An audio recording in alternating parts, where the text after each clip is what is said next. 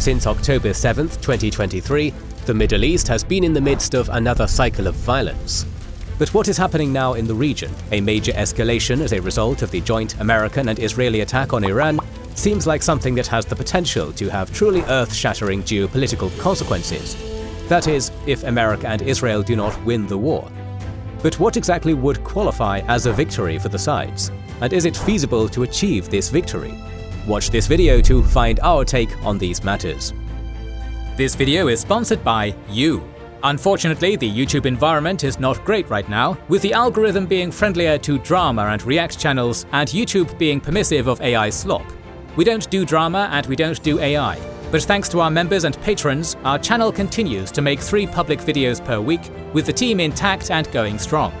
In recognition of their generosity and contributions, members and patrons receive 2 additional exclusive videos each week, and access many other perks.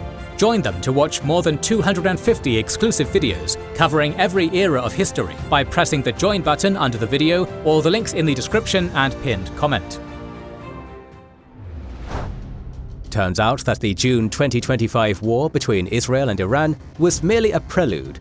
After practically destroying Iran's air defense, significantly damaging its military-industrial complex and nuclear infrastructure with the help of the United States, Israel and America declared victory and opted not to prolong the war. The feeling was that the damage inflicted on Iran may be sufficient to bring down the regime, which appeared very vulnerable. And when the people of Iran rose up once again in massive numbers in early 2026 to protest a horrible economic situation and political repression, it felt like the writing was on the wall.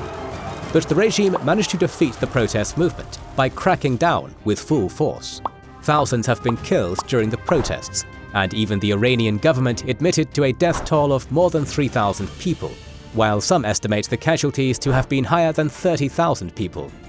But while the crackdown was still going on, the US President Donald Trump made a promise to the Iranian people fighting the regime.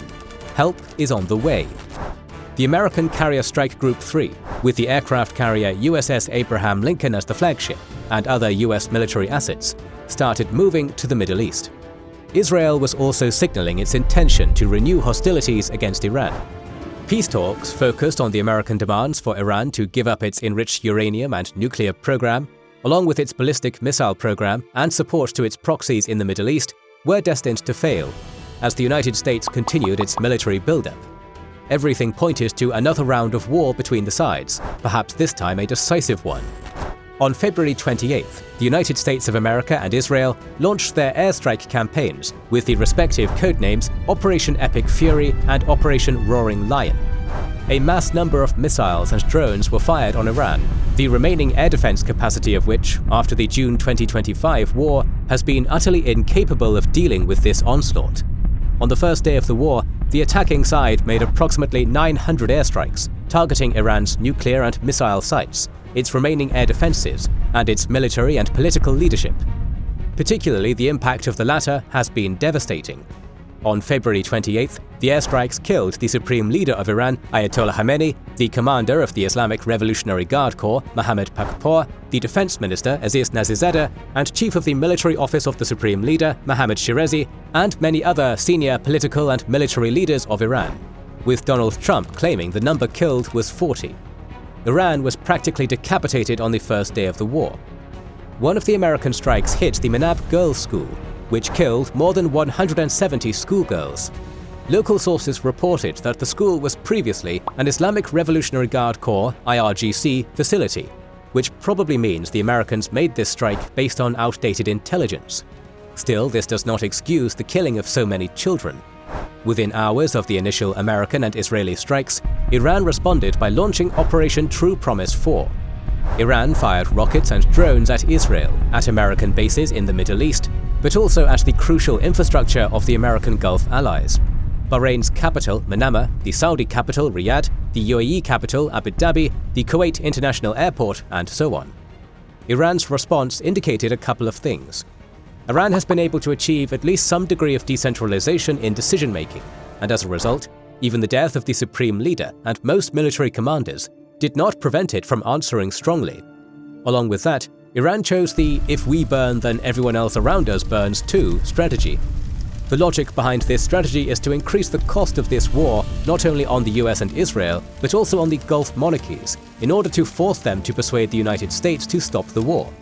In early March, the United States and Israel continued striking Iran, targeting the Islamic Republic's missile infrastructure, from manufacturing plants to missile launchers, recognizing that at this point, the most important weapons in the Iranian arsenal are its missiles, along with its slow-moving but cheap and disposable drones. After firing missiles in 3-digit numbers on the first 3 days of the war, according to different independent reports, since then their numbers have been decreasing, with Iran firing about 20 to 30 ballistic missiles and cruise missiles in the ensuing days. The American and Israeli strikes on Iran's missile infrastructure have arguably played a key role here, while Iran has also depleted its missile numbers to a certain extent and is probably conserving its resources in preparation for a long war. Along with responding with missile and drone strikes in the Middle East, Iran also took steps to expand the geography of the conflict in early March. Iran's proxy Hezbollah started shelling Israeli territory, to which Israel responded by moving its army into South Lebanon and conducting airstrikes. Iran has also launched several ballistic missiles on Turkish territory, presumably targeting the Incirlik base of the United States, along with launching several drones on Nakhchivan, Azerbaijan. But Iran's biggest escalatory response was declaring the Strait of Hormuz closed to shipping. Why is it so important? Because roughly 20% of all seaborne oil trade, the oil of the Gulf countries, passes through this narrow choke point.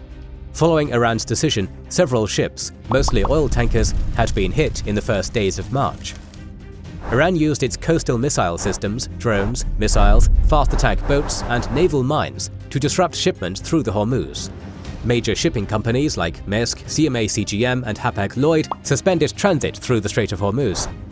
The price of oil jumped from around $65 per barrel to over $120 at its peak. The price of energy has increased significantly in many European countries, the US, and elsewhere. As a result of this blockade, there has been a 60% decrease in oil exports from this region, as reported by mid-March. To mitigate the situation, the Trump administration temporarily suspended its embargo on Russian oil and allowed countries like India to purchase Russian oil. Trump has taken several steps, such as attacking Iran's coastal batteries, bombing the IRGC naval bases and attack boats, its underground missile depots and drone launch sites. They have also been considering providing protective convoys for tankers, along with starting mine-clearing operations to mitigate this crisis, which can have only a limited impact on shipments as long as the Iranian threat persists. The mine-clearing operations will take weeks, if not months, before the United States can truly secure at least corridors for limited shipping through the strait. So far, the United States has been on its own in trying to deblockade Hormuz, as all its attempts to involve other countries, including NATO allies in these operations, have received a similar response.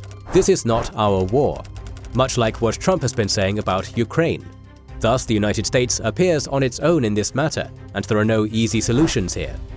So in the first days of the war, while the shock-and-awe bombardment conducted by the US and Israel decapitated Iran and greatly damaged its military and civilian infrastructure, creating a perception that Iran was practically defeated, its ensuing strategy of expanding the geography of its operations and raising the cost of the war for the United States indicates that the assessment of the early days was an overreaction. Throughout March, the US-Israeli coalition continued destroying targets in Iran, and at one point started flying at very low altitudes, confident they could operate freely over the Iranian skies. There has been an increased focus on Iran's missile launchers and drone launch sites to degrade Iran's main deterrent in this war.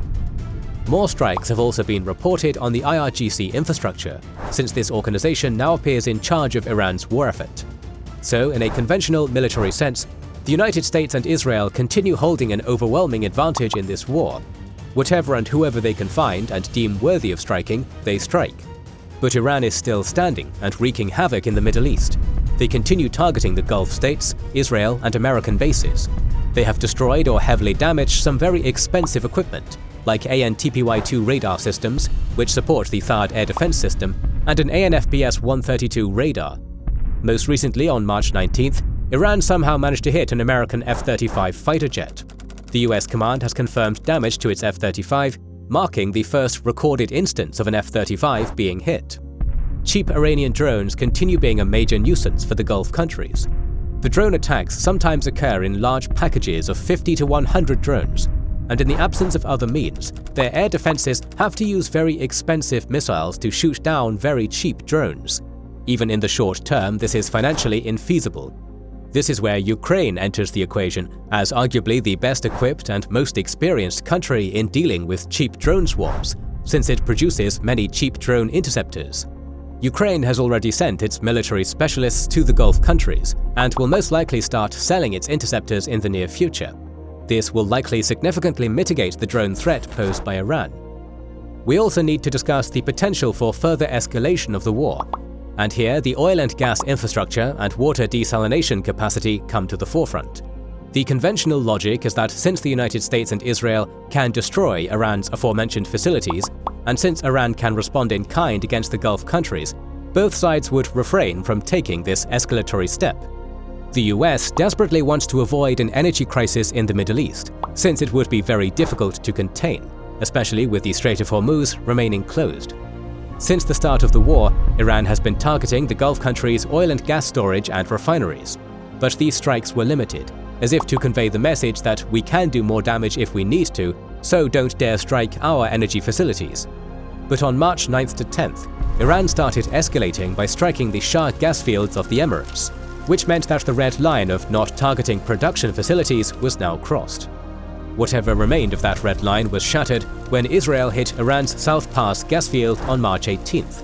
Even Donald Trump tweeted about this, claiming that the United States had no prior knowledge of the attack and promised no more attacks on oil and gas production facilities. Even so, Iran responded by striking and damaging Qatar's major Ras Laffan liquefied natural gas facility. But where exactly does it leave us now?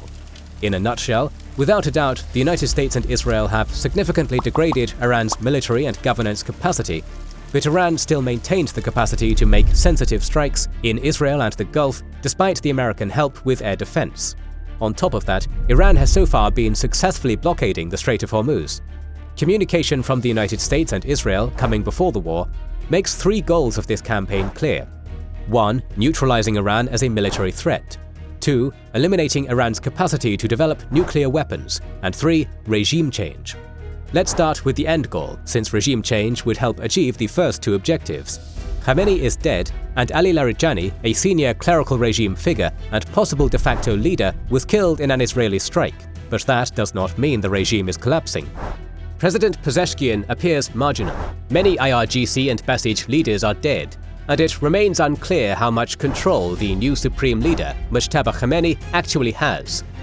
Many analysts argue that Iranian military decision-making is now highly decentralized, with regional IRGC commanders acting with broad autonomy. That helps explain the gap between the more conciliatory tone of the foreign minister, Aregchi, and the IRGC's continued threats and attacks across the region. For now, the IRGC still appears to be the most powerful institution in Iran. If the United States and Israel suddenly stopped the war, the most likely outcome would be the IRGC and the new supreme leader reasserting control. Many leaders have been killed, but the ideology and governing system, backed by millions of supporters, including armed ones, remain intact. Many Iranians despise the regime, but many others are tied to it ideologically and materially. That makes spontaneous regime collapse unlikely, without either a true mass uprising or foreign intervention. So far, there is little sign of such an uprising. No major protests have emerged since the war began, and the IRGC has already threatened a harsh crackdown on anyone who takes to the streets. Can we expect a foreign intervention then? For all the degradation of Iran's military, its ground forces and the IRGC are still formidable. Moreover, Iran's geography makes it extremely difficult.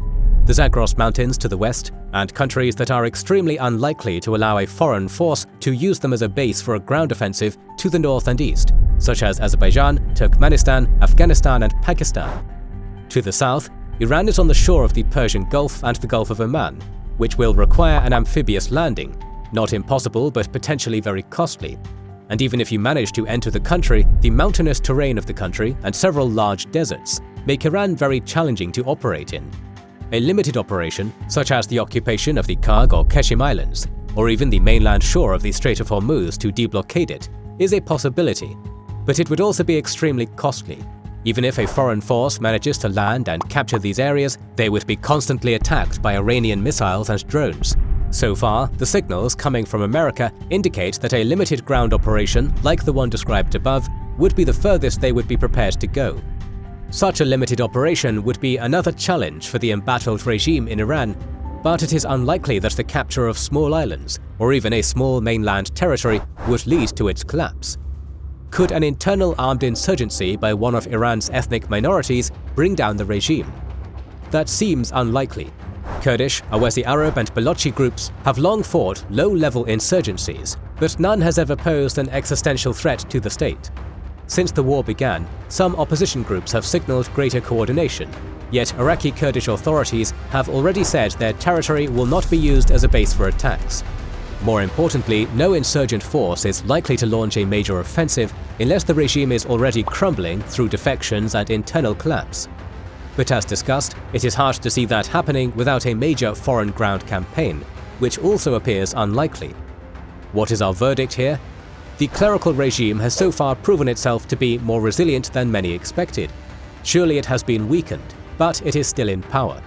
Barring a major ground offensive or some unforeseen internal collapse, the likelihood of a regime change appears low.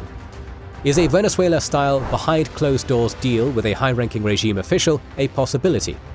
Well, it is not completely impossible, and the Americans can presumably find somebody to talk to find a middle ground. But since it is completely within the realm of speculation, in absence of any relevant information, we're not going to delve any further on this possibility. What about the elimination of Iran's nuclear potential? Despite being one of the key talking points prior to the start of the war, Iran's nuclear facilities have not been the primary target in this war. During the June 2025 war, America and Israel did much more to weaken it by severely damaging or destroying nuclear facilities in Fordow, Natanz and Isfahan. But this was not enough to completely dismantle Iran's nuclear program, as Iran still likely possesses about 440 kilograms of enriched uranium, which is sufficient to produce 10 nuclear bombs. At the same time, they still possess the industrial and technological capacity to rebuild whatever has been destroyed. In the currently ongoing war, the US and Israel have been targeting the entrance points of Iran's nuclear facilities. This was the case with the Natanz and Isfahan nuclear facilities. The most likely goal here is to deny the Iranians access into these facilities, perhaps to prevent them from recovering the enriched uranium or other buried material. Thus, the condition of Iran's nuclear infrastructure is more or less the same as before the war, significantly battered but not completely dismantled. And it is difficult to see how, without a ground invasion, the US and Israel can verify the current state of Iran's nuclear infrastructure and destroy it. What about Iran's conventional military capacity? This is where the United States and Israel have been the most successful. Iran's air defense is practically destroyed. Israeli officials claim that 350 to 400 missile launchers have been either destroyed or disabled, with only 150 still active. Many Iranian aircraft and naval assets and bases have been destroyed. The same is true for command and control centers, military bases, and missile and drone production facilities. At this point in the war, it is difficult to claim numbers because of the fog of war, but all available data and analysis point to drastic damage to Iran's conventional military capacity. In a conventional military conflict, this is the point when Iran is ripe for a ground invasion. So in a conventional sense, the United States and Israel can claim they have achieved this goal.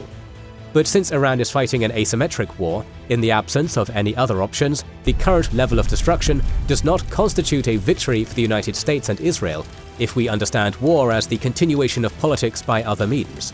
In itself, the degradation of Iran's military capacity will likely constrain its ability to project power in the Middle East to a certain extent. But if Iran remains capable of producing and launching drones and missiles at Israel and the Gulf countries, it will continue to remain a threat. Here too, the conclusion remains the same. Iran has been utterly devastated, and it will take perhaps decades to recover from this war. Its leaders are at the mercy of the American or Israeli decision-makers. But without a ground operation or an unexpected mass movement that will topple the regime, the incumbent system will likely survive. And with it, Iran's remaining nuclear infrastructure, military-industrial complex, and armed forces, however battered, will too. Trump can claim victory and exit the war whenever he pleases, but as things stand, only a few will buy into it as a victory. Because they have failed to bring the regime down, they have failed to effectively protect their Gulf allies, they have failed to prevent the blockade of the crucial Strait of Hormuz, and failing to properly enforce the inviolability of trade routes is less than ideal for a superpower. They are also losing the aura of invincibility at a time when the world order is crumbling, at least so far as of March 21st. We will talk more about this war in the coming weeks, so make sure you are subscribed and have pressed the bell button to see it. Please consider liking, subscribing, commenting and sharing, it helps immensely. Our patrons and YouTube members can watch more than 200 exclusive videos. Join their ranks via the link in the description or by pressing the join button under the video to watch these weekly videos, learn about our schedule, get early access to our videos, access our private Discord, and much more. This is the Kings and Generals channel, and we will catch you on the next one.